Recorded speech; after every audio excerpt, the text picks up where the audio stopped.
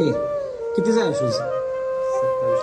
2700 रुपये. आता 2700 रुपये सारखा पळणार का तू उद्या?